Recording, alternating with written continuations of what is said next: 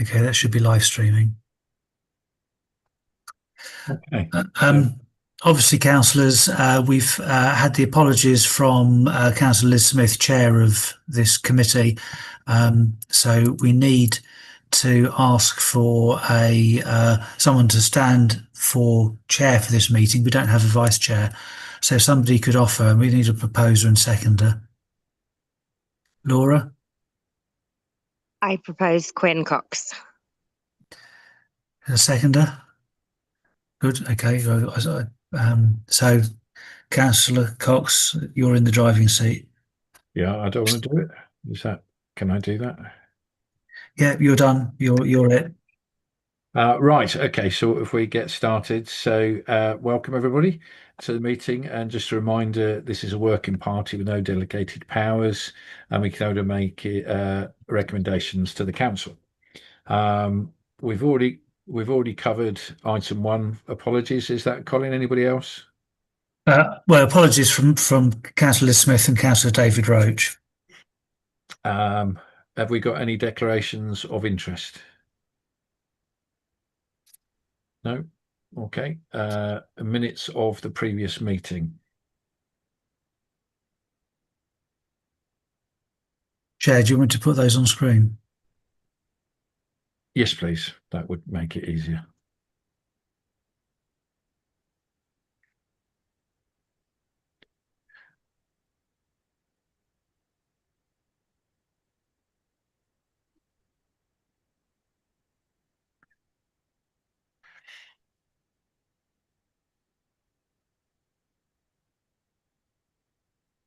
Do I have a proposer for these minutes? I can't. Councillor Smith. Okay, and a seconder. I can see Councillor Miller-Jones. I apologise if Councillor Stinchcombe is waving his hand frantically. Yeah, I was struggling. Okay, thank you. So those minutes there have been agreed. Any actions? We need that's pros and seconder, Chair. We need a. Oh, can we vote on that then, please? Yeah. Yeah. Thank you. Thank you. Chair, did you want to go on to item 7 so that we don't detain Amy any longer than? Yeah, I can do.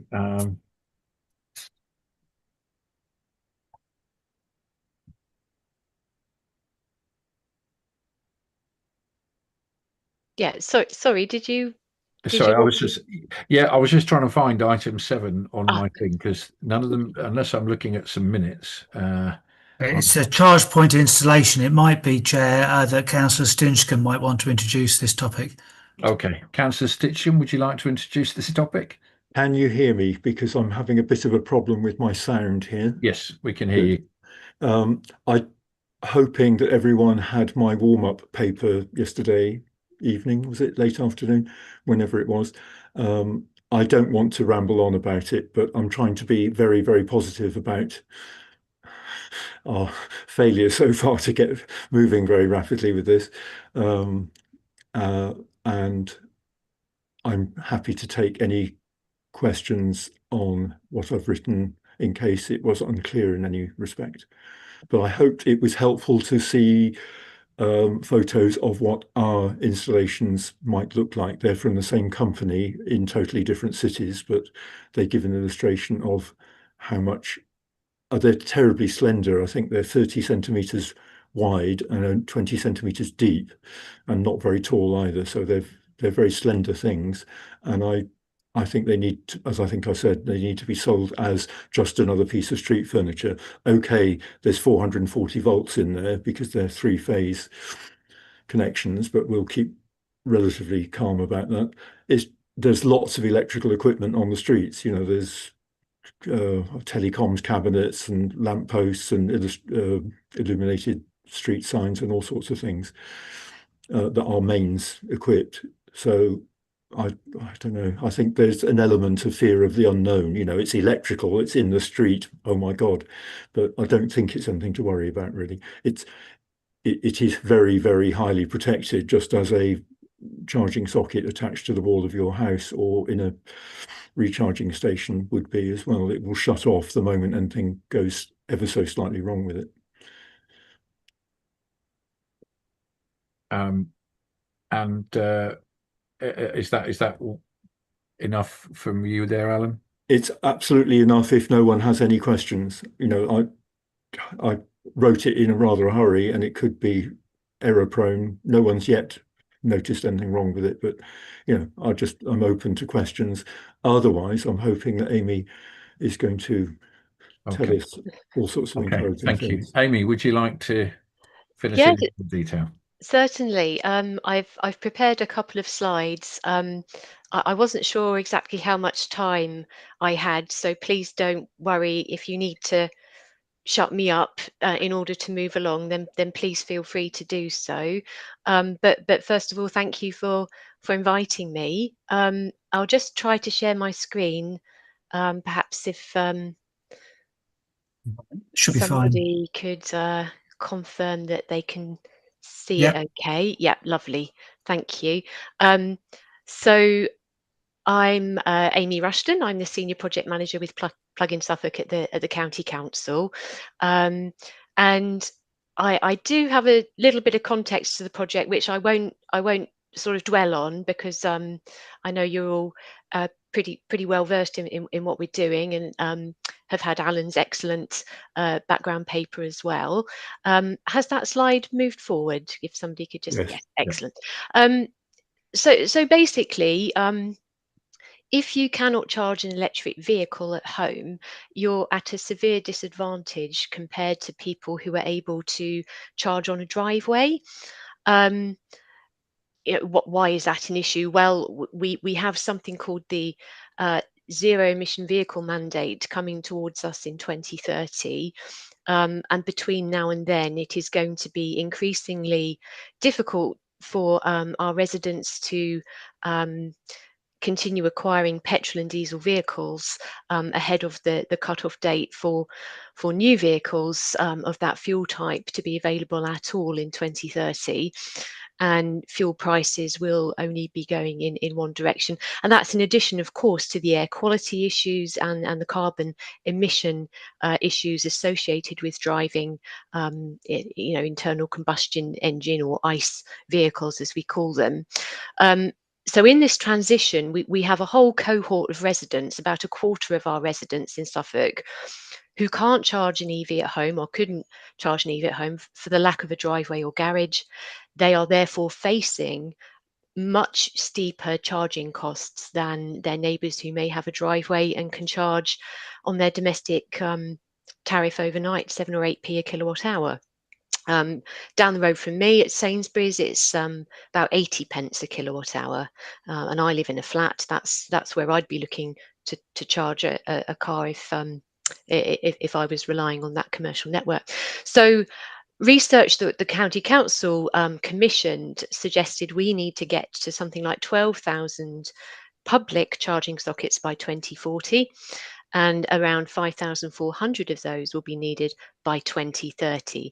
So there's a real need to address this problem for our residents. In recognition of the fact, the government has given every Tier 1 authority funding to try to deliver on-street public charging to help people who don't have a driveway or a garage as a charging option. Don't really need to worry about how the funding is carved up. The bit that you see in the middle there, which is called capital funding, is how we're delivering the on-street stuff, but we have our revenue costs funded as well, and we're delivering some community charging hubs with some parish councils in parallel, which oh, there's a member of my team sticking a charging cable into a car. I forgot that was there. We are doing some in parallel community charging hubs, and this just gives you a flavour of the type of location. So looking at rural village halls, community centres, and putting some charging infrastructure in those venues as well. The progress on that side of things is a little bit slower than I would have liked, but we have around 100 locations at the moment underway, and a modest income going back to the host organisation. But the bit I'm really here to discuss with you is the capital part, the on-street part of of the funding we've got to help those residents with no off-street option to charge. And in the first tranche, which as Alan's paper rightly pointed out, takes us to the end of next year. We've got over 700 streets on our list to have a look at, and just over 130 car parks as well.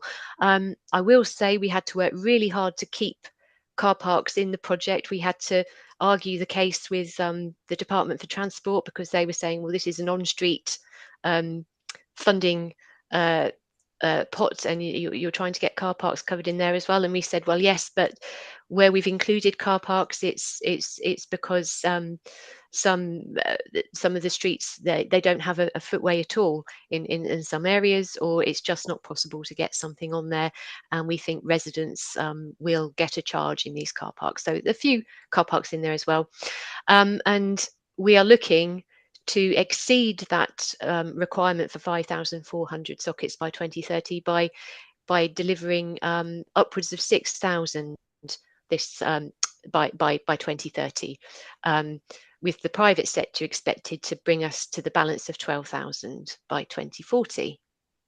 And by on-street charging, Alan had some great images in his presentation showing what believes bollard charge points look like. Here are some other examples. They come in all shapes and sizes, but they're all typical, about 1.3 meters high, and relatively slender and as unobtrusive in the street landscape as they can be in terms of their footprint, at least. We in Suffolk were the first local authority to use this funding and go out and find somebody to work with, and that company is called Believe, who have a lovely bright pink brand, and as you can see in the top there, their bollard charge points, they propose they should be pink in Suffolk as well, although there is a grey option. They will either go at the curb edge or on a little build out if the pavement isn't wide enough for the apparatus to fit on the pavement, because we need a clear width for pushchairs, buggies, for people to be able to pass behind the equipment safely and unobstructed.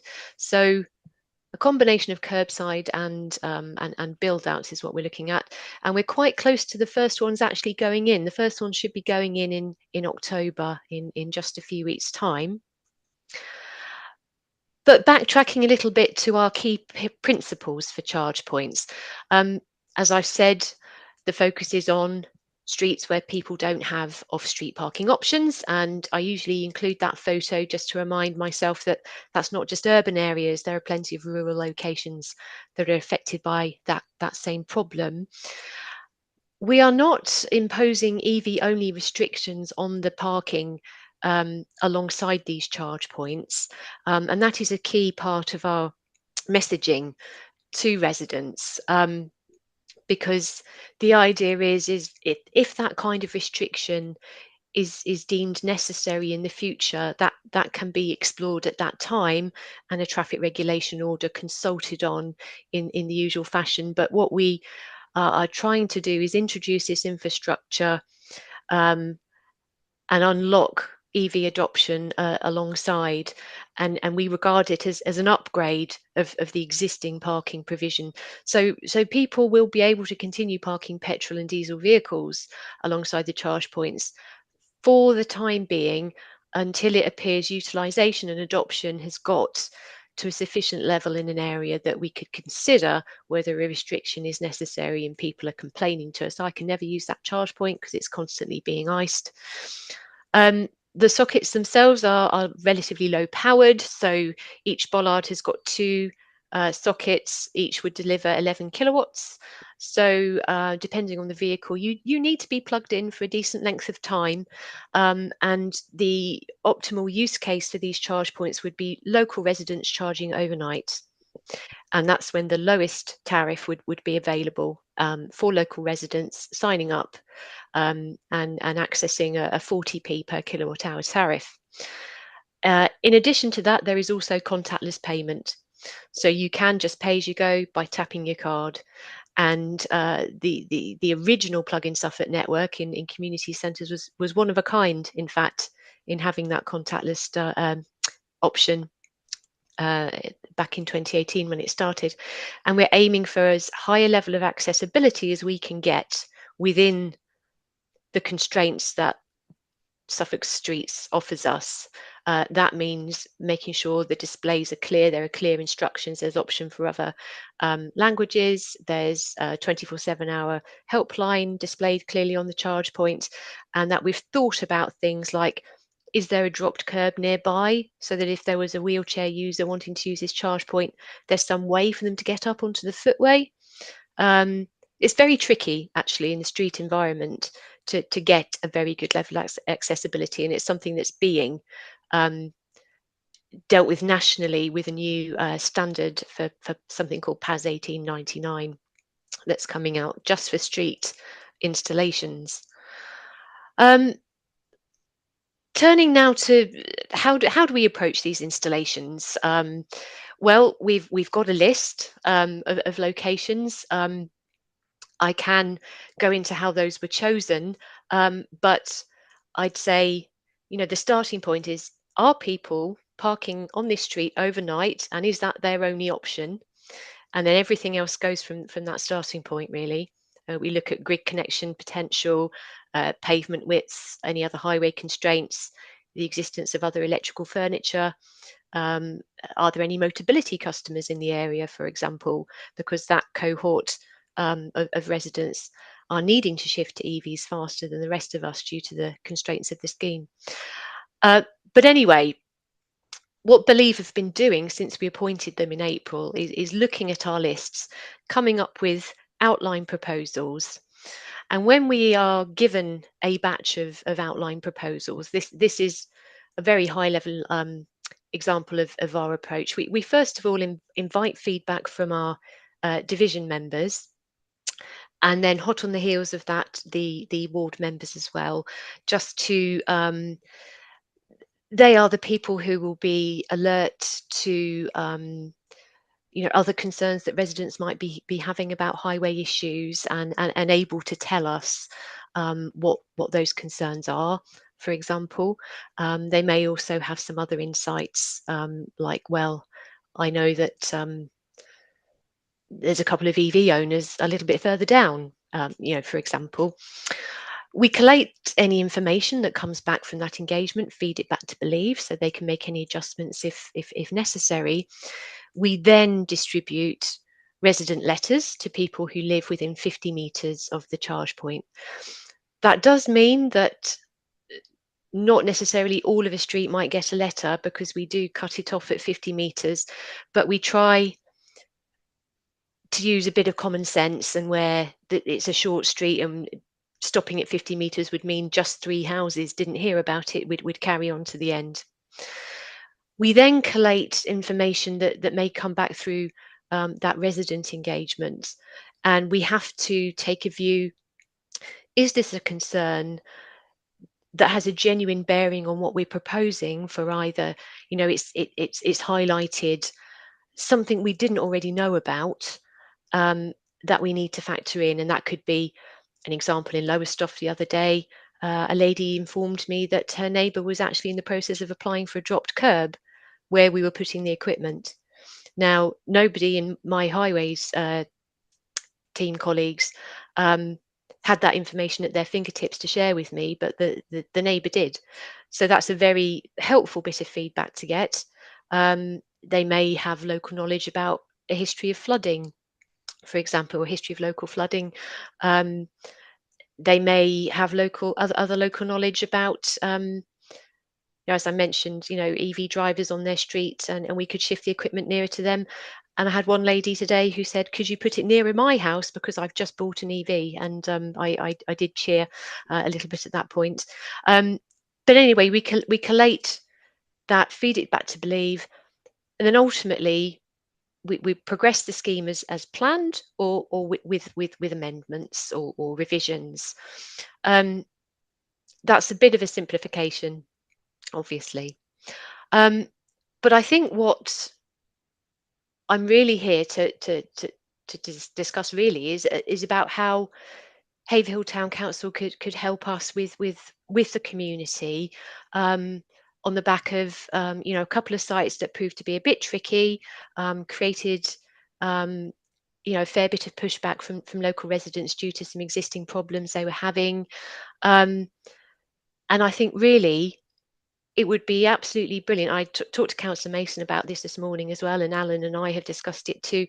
If we could get a few quick wins delivered in the town that we could really use to showcase the reality of what we're doing to anyone who's got questions or concerns, and perhaps show them that they're not they're not noisy, they don't take up a lot of room. We're not slapping parking restrictions associated with them, and try to reassure people about what we're doing perhaps. So I think that local knowledge would be really helpful, and local insights as well. And Alan's been very, very helpful to me thus far in sharing some of his local knowledge, about possible alternative sites, possible additional sites.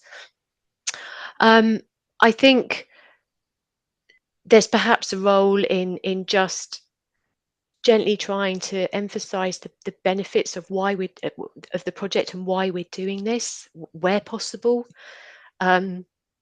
We do get lots of misconceptions cropping up. There are lots of EV myths out there in the media that residents will read, and me and my team spend a lot of our time doing myth busting work. We attended about 30 events last year just doing myth busting work, in fact, and that's a couple of my colleagues in that photo doing just that in Felixstowe. I think it would be really helpful if there were community events in Haverhill that we could attend, and we'd be delighted to come along to any if there are any you think it would be helpful for us to attend. And let residents know that they can still nominate locations.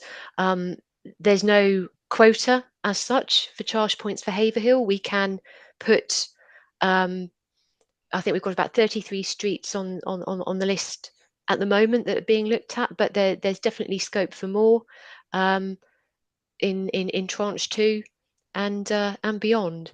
So I think it's a community where it would be great to see really good coverage, so nobody gets left behind in the EV transition. I think my last slide is just just the email address for my team and our web pages. I'm conscious I really rattled through that quite quickly, but are there any thoughts, observations, questions? Happy to take those. Thank you, Amy. So have we got any Councillor Smith?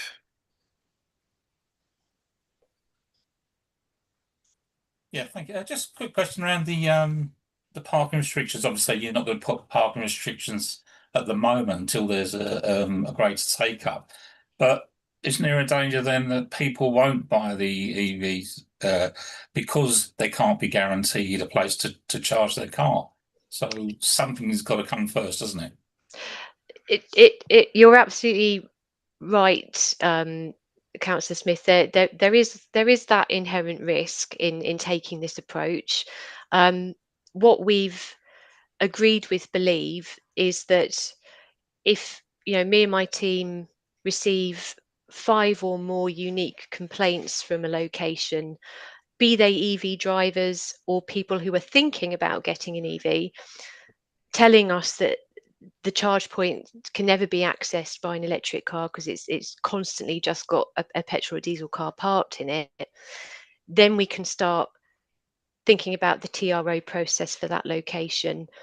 I think we've looked at the experience other authorities have had using deployments using other funding, and Coventry City Council used a different funding pot a few years ago to get some installations in, and they found that this approach was the best happy medium between trying to put restrictions in straight away and never putting any restrictions in at all. It's taking a kind of evidence-based approach and seeing what the community reaction to the infrastructure is, and then taking that. TROs are very expensive as well, is the other thing, and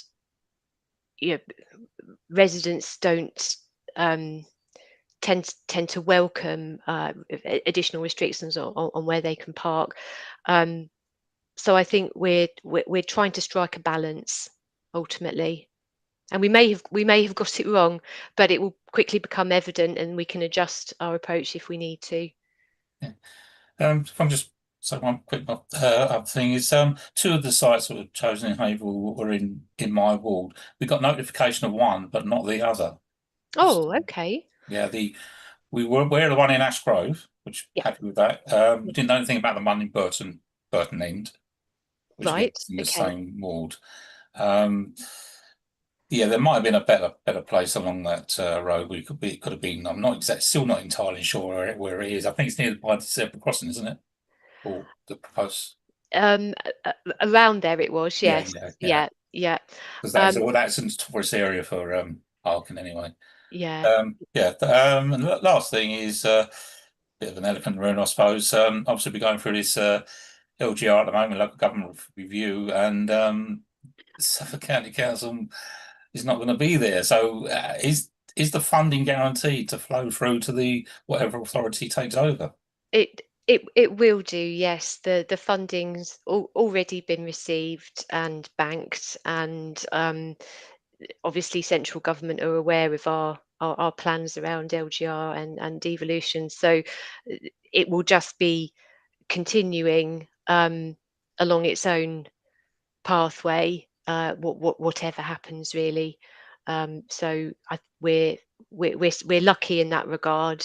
Me and my team are externally funded using this funding, and we'll still, press ahead. Thanks very much. Thank you, Dave. Colin, and then Alan.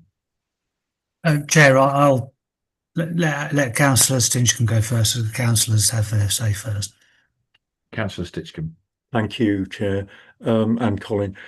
I think in answer to Councillor Smith's question about reserving spaces for EVs, what I became very aware of when I visited Mount Road the other day with Amy was they are just desperately short of parking space there, and that will typically be where we end up, is a place where there isn't surplus parking space. So I think Amy's approach is the only one that can be adopted. You're going to deprive people of parking space if you put 4 charging sockets in, and tie all of those up at once potentially.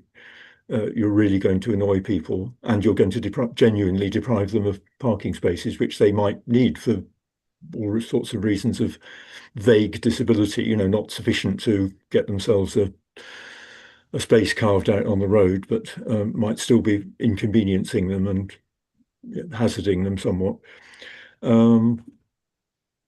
I have a question, Amy, about the bollards. I believe that Believe's current bollards, whose trade name I can't remember, but when I looked up the technical data, it says that they will support 22 kilowatt charging. Yeah. But you're limiting it to 11, or Believe are choosing to do Well, that. if a car that can accept a 22 kilowatt charge, because not all of them can at the moment, if a car that can take a 22 plugs in and it is the only one plugged in, i.e. there's nobody else using the socket on the other side, then it will draw 22. The minute both sockets are in use simultaneously, the load is split 11 each. But yeah, I haven't looked in a while at what models can actually take 22. I believe more will come onto the market that can take a 22, but now there's just a few. So in practical terms, it would mostly be 11. Okay, so the cabling to the bollards is 32 amp. It's just a matter of sharing that per bollard. Okay. Yeah. Well, that's be an interesting dispute between EV owners one day, wouldn't it? I'd like my 22, please. Would you mind going away or turning yours off? Yeah. Thank you. Okay. Anything else, Councillor Stitchcombe? I think there is something buzzing around the back of my head, but I can't think what it is. Thank you very much. Colin. Right. Thank you, Chair. Thank you, Amy, for that. And it kind of builds on both what Councillor Smith and Councillor Stinchcombe have asked about reserved spaces and something you said earlier. And I'm sure your team is all over this. But there are one group of people who do have reserved parking spaces, which are people who've got a white painted disability space, and Motability are introducing electric charging, and County Council Highways know where every single one of those spaces is. So one assumes your team will be targeting every single one of those locations for a charger, because the person in that space is going to need it and doesn't have to worry about competition. Yeah, I think that's a really interesting point, Colin. There's two ways of looking at it. I did actually have a street in Lowestoft where the positioning of the kit was going very, very close to a disabled advisory bay, and we actually wrote to the house and said, "Are you thinking about getting an EV? Because if you are, we could shift it along a little bit so that one of the sockets faced your disabled advisory bay." And the response was, they were worried that because their disabled advisory bay was only advisory, that they wouldn't be able to access it because other people's EVs would be parking in there to use the socket, because they are a public charge point at the end of the day and not designed just to serve one particular person's space. So what I think the direction of travel will be is that for the disabled advisory bay holders, if they want an EV, we're trialing charging channel products, which Alan is in fact one of our trial participants and can vouch for them. That might be a better option, because the charging channel could just go to their bay, and they wouldn't have to worry about another driver parking in their advisory bay to access the charging socket, and it would be perhaps problematic to help them with any kind of enforcement, if it's only advisory, so that's that's not something we can do.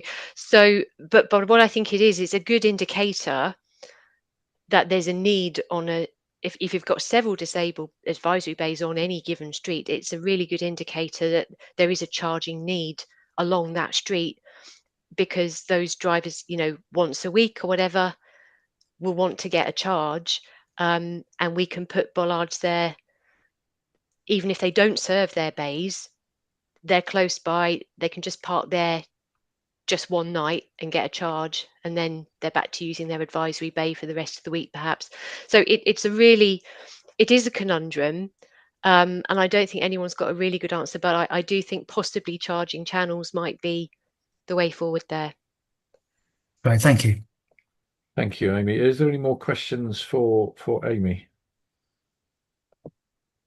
No. Amy, thank you so much for joining us. I appreciate your time. Sorry, Councillor Stitchcombe. Is anyone going to shower Amy with instant suggestions? Or are you waiting? Are you all being so polite that you're going to just, email evcharging@suffolk.gov.uk when you've had Or a think about it? email me direct if Yeah. Alan, if you want to share my email address around. Please do send in suggestions, because I think we won't get this kind of funding from central government again, as far as I know. So let's grab the opportunity. Okay, thank you. Yeah. Do members know, the town council members actually know the list for Haverhill at the moment to add to? Do we have access to that list? Amy, don't remember are you any aware list. of the list? I can perhaps interject here and just explain that we tend not to publicise the list, because it can end up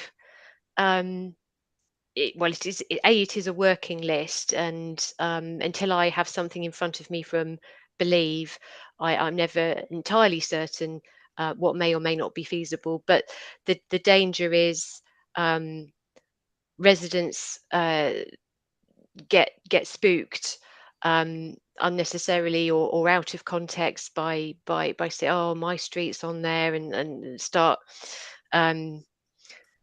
you know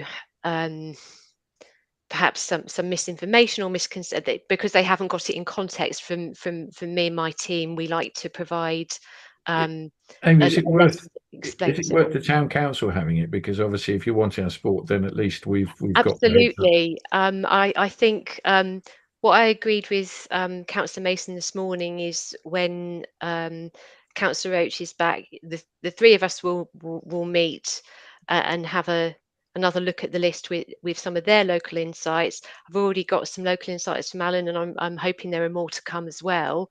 And then I can put it in front of you for some more local insights, just with the caveat that if it could just go no further than this group, that would be really, really appreciated. No, I think that'd be useful. Brilliant. Any other points? Okay. Amy, you're very welcome to stay, obviously. But should you choose to leave, we thank you very much, and we shall obviously hear from you again. Absolutely. Thank you very much for inviting me. Really appreciate it. Thanks. Thank you, Amy. Thank Thank you. you, Amy. Gary didn't have a great deal of audio there. I mean, are you still here? Are you hearing everybody else okay, Gary? Yeah, there's been a few dropouts from various people. I think Alan dropped out for a bit earlier in the conversation, and then Amy crackled. So if nobody else heard that massive crackling, then must have been just on my end then. Yeah, I'm not aware of everything. I've heard everybody clearly. Sorry about that, Gary. Councillor Mason.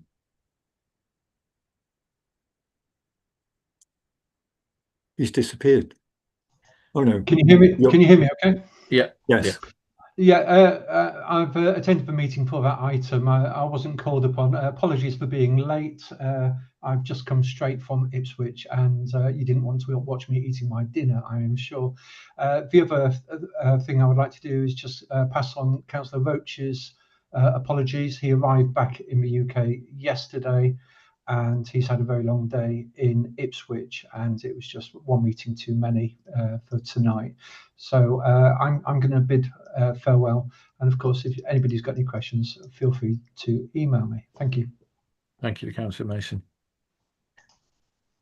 Okay, now I've just got to work out how to get back to the agenda. Bear with me one moment.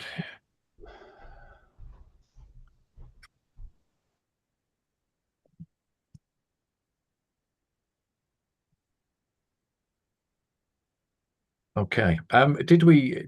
I don't think we covered the. Was there any from the minutes? I don't think we covered. Was there any thing we needed to look at from the minutes?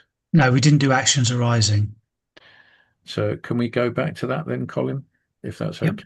We'll share that.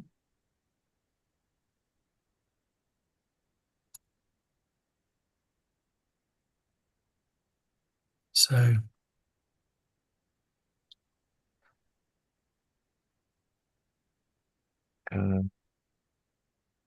Councillor Smith has recently passed on the suggestion to us of Councillor Jarvis placing in one secondary school response is anticipated. Obviously, Liz isn't here. Dave, are you aware of any updates maybe from Liz in that one? I'm afraid not. No, I've just left that one for her to deal with, I'm afraid. No, that's fine. And same with their other item on there as well. Okay. Yes. Councillor Jones, point C there. Have you got any updates for us there, or Colin? We do, but I think that's actually on the agenda in a separate thing. So I think we can leave that for now. Okay, thank you. no, that is this item. Oh, right. Okay, sorry, I didn't realise we had got to that. Yeah, I see. We're on number 5. Fine. Okay. Yeah. Do you want to update, Colin? I'm very happy to let you go with that. Okay. Yeah. So we went to the space, measured it. and we sort of working on the basis that the paths would need to be about 1 metre wide, hedges would need to be about 60 centimetres, which is what Google says, to avoid sort of them being too thin and people breaking through them.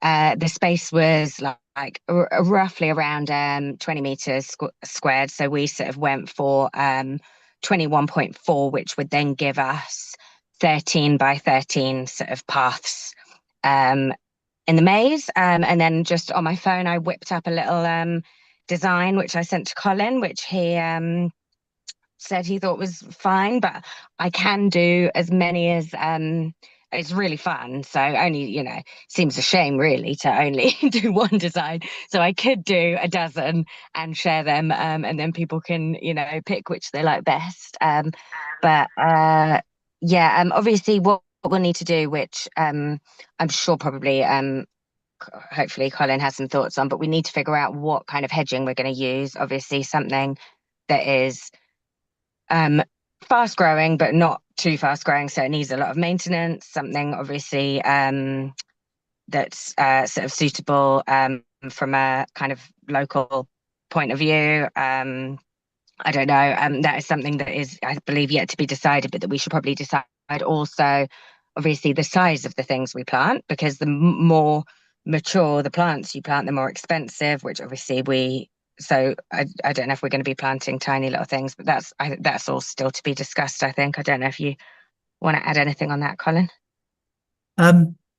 Yeah, I think we haven't thought about exactly what it is. I guess we have to take some advice.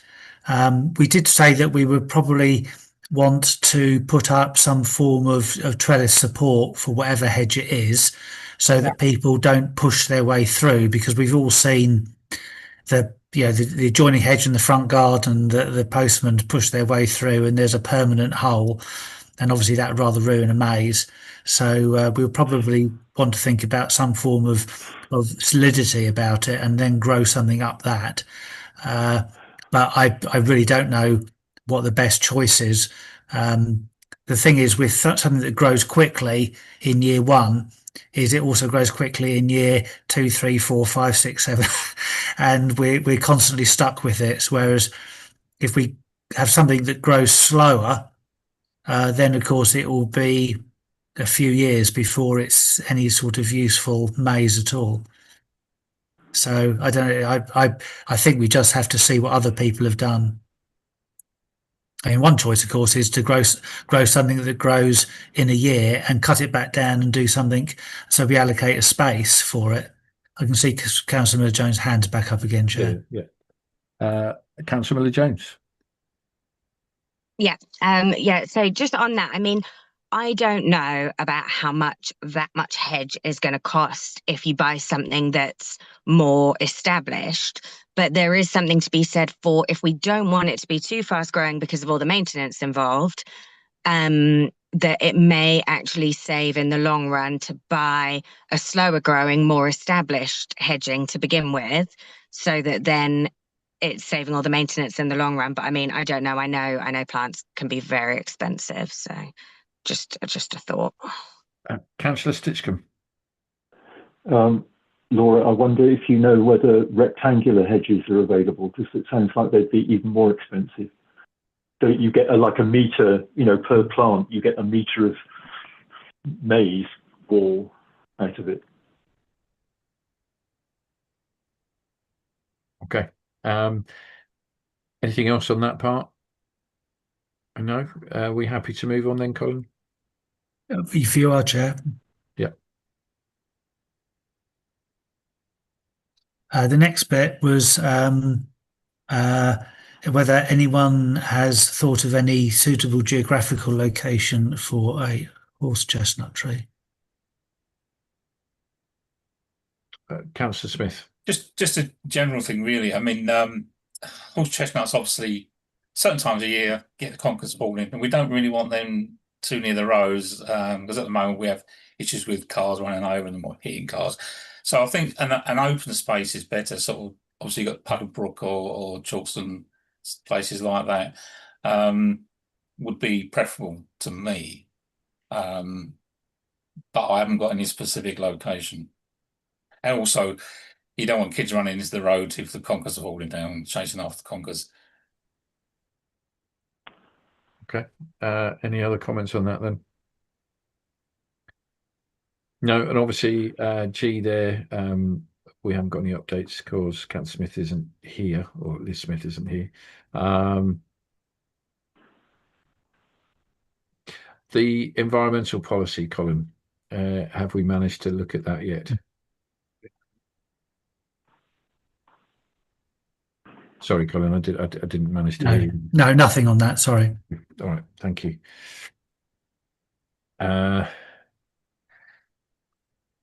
Following the rest of the items are on the agenda. Okay, so should we go back to the agenda then? Yeah. Okay.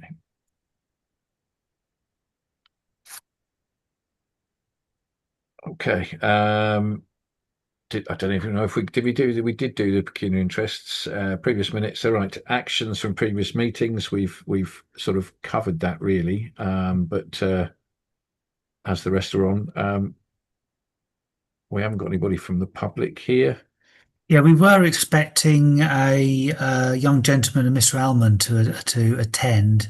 It's possible he's watching rather than, obviously he's not taking part, but so we don't have any public speakers. Right. Okay, we've covered point 7 already. So point 8, energy efficiency arts centre for the operations manager to give an update on work under the energy performance framework. So Gary, over to you. Good evening, everyone. I've got 3 main points to discuss. The first one being what you've just mentioned. Thank you for that. As I think most of you remember, that performance framework has been put on pause. I have had an email conversation with Daniel Schumann about, as we're going into obviously looking into a different kind of project, if I can just paraphrase. The Arts Centre Development Group requested some adjustments to the architectural plans for the Arts Centre, so the project has not progressed yet. We are waiting for approval by councillors of the amended plans, then we can re-engage with the National Lottery and other funders. So basically the long and the short of that is the framework is just on pause while Daniel's master plan is being implemented. I hope that makes sense to everybody. The second point I'd like to touch upon was Sorry, Gary. Yeah.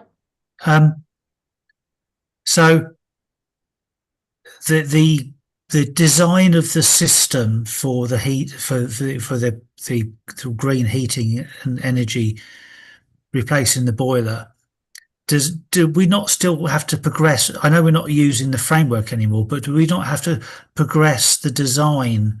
You know, the choice of the methodology and the design, and so that feeds into the Heritage Lottery Fund, or do we? I don't know what. Or are we waiting for a finalised plan of the building to enable Miles to specify what's needed?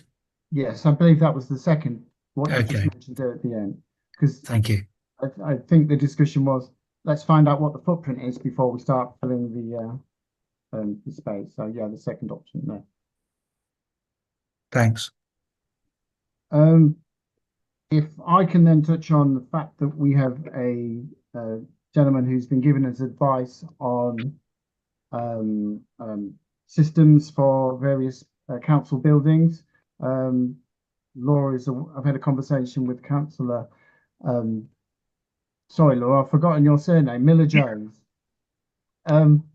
And we've had a conversation. Unfortunately, the gentleman can't make it today, but he has sent through a few pertinent notes vis-a-vis what we have been discussing the last couple of months. If I can just touch upon and feed back to the group at the moment about this, there is the option that we can potentially bring the gentleman in for an intermediary meeting, because I believe our next meeting is in December, so maybe we could do something sooner than that if you'd like to take us up on that, and if the working group would like to do that. But there were some pertinent points from his email to ourselves vis-a-vis the conversations about air source heat pumps and other systems, if I can just mention a few of those.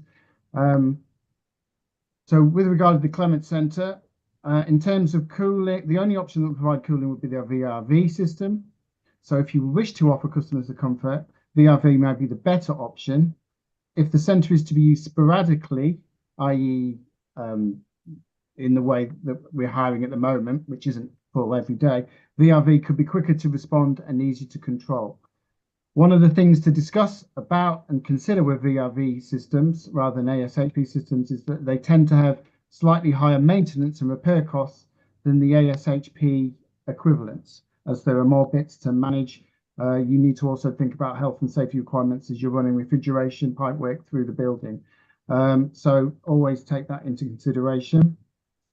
Sorry, Gary, can I just pause you there for a second? So in terms of the two systems, you've said if one if it was running as we are, one would be, well, what would the running costs of the other one be if the other one would be better if it was open every day? Is there a comparison there why we wouldn't just go for the other one and it would just perhaps be on all the time? Yeah, so I'd have to do some work on figures and bring that to you via email, I think, rather than pulling from here. I consider myself learning all the time on this, so that's not a question I can answer right away. No worries. Thank you. In similar points in terms of the quotes that we've read out, the system that was put forward by one of the agencies, which was the 42 kilowatt system, 3 times 14 kilowatts, for £54,000, he would consider that, in inverted commas, a good price. But also note that an electrical survey would need to be done. The other system that we felt was a lower wattage, considered, and if I quote, instinctively nervous about this, about the power of the system. From that point onwards, we then started a conversation on all of this about if we're spending all this money on the heating and about the heating going through the roof. So my third point, which I have to bring, I believe last time at the last meeting there was a discussion about a roofing quote. I know that councillors have concerns about whether we just simply look for a bog standard insulating, i.e. putting it into the wall space, the cavity space between the ceiling and the roof. We've had 2 agencies out now, one that I discussed previously. So if I can touch on slightly the reports that came back, we've had an agency that were the original insurers for the Clements for West Suffolk Borough Council, who attended and then subcontracted out for someone else to come and have a look, subbed out to them. So they've done now a secondary quote for the roof, which arrived on my desk literally this morning. But if I can just read a couple of points about the roof at the Clements, which are entirely similar from both reports. They consider the Clements having 2 roof spaces. One is the roof which is directly above the main hall, which is slightly raised and higher than the rest of the roof. If we consider that, if I can just state from a report, roof 1, which is the main hall which we're just discussing, is in a good condition considering the age of the system. There are minor defects, but we recommend overlaying with a new waterproofing system. Roof 2, overall the roof is in poor condition. Now this roof 2 is the rest of the building, that is the roof not above the main hall. We consider the roof in poor condition and is past its serviceable life. We recommend a full strip to structural deck. Now, the report that came from the original agency that attended that I fed back, it kind of ties in with that. And to quote the report, significantly degraded condition with visible service deterioration and failure of lap joints. Although historic remedial patching has been attempted, these repairs are now failing with ingress. If I can just then, as my final point, so we've had 2 quotes to, in essence, replace the roof. There's obviously conversations about whether the roof is structurally sound enough for solar panels, and also the side conversation of it being insulated to allow good value for what we could potentially install. Now, the first roof quote came in at roughly £90,000. The secondary agency 2 that came into my inbox today following a survey last week from an agency in Cambridge came in at 120k. I know that from discussions with you as a working group and with outside this meeting, we'd obviously consider that of quite a large sum of money on this particular building. What I would suggest I do is I collate all of these documents and send them through to the working group so people can access them at leisure. The reports from 2 agencies are very in-depth, and I'm thankful for them for spending the time doing so. They include quite detailed breakdowns of the complete infrastructure on the top of that building, which I think they'll find useful. And I'll have that out by the end of the week to everybody, if that is something everyone would like to see. I would then also suggest going forward between here now and the December meeting is the potentiality of having a meeting with our good friend who could come in and actually speak as he works in the business about any of these particular issues, particularly the viability of all these different systems. Thank you.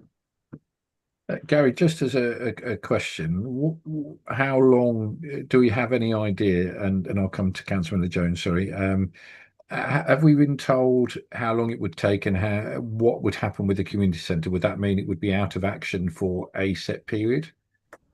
Yes. What I noticed at the end of one of the today, the information that came in was that it doesn't specify a time, but it states that the building has to be handed over to them. I.e. that nothing can happen in that building once they're on site. I haven't printed off the whole of the document, so I don't have it to hand. I've printed off some pertinent points, so I'd have to double check that.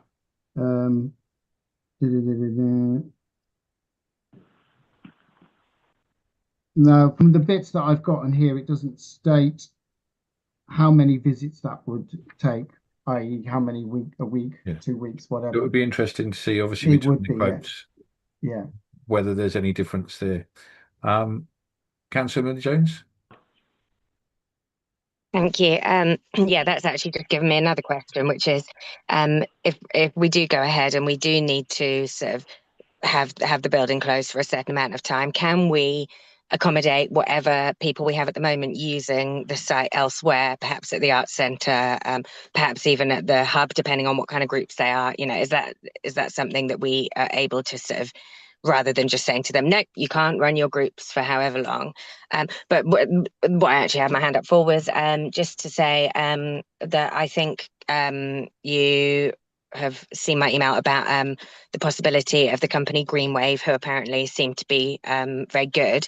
I just wondered if it might be worth, in the meantime, contacting them for quotes for those things, just to see if those are competitive, and you know, they might have some good advice too. From what Miles said, he had contacted a lot of local companies about a project, and they were the ones who came back with sort of really detailed answers to all his questions. They seemed really sort of knowledgeable and on it, and just they seemed a lot better than everyone else. So he just passed that on as a little tip that it might be worth checking them out. So just a suggestion to check that out.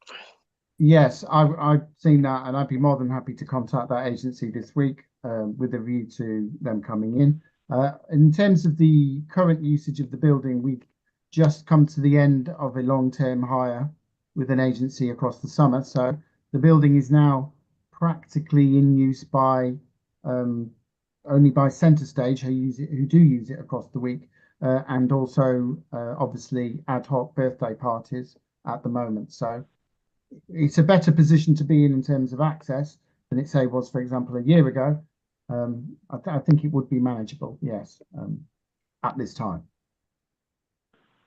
Thank you, Gary. I appreciate that, and I appreciate your work on this.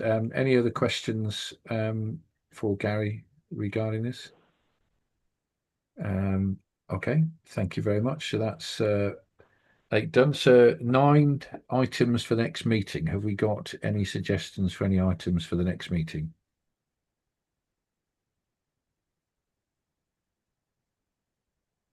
Councillor Miller-Jones? Could we have?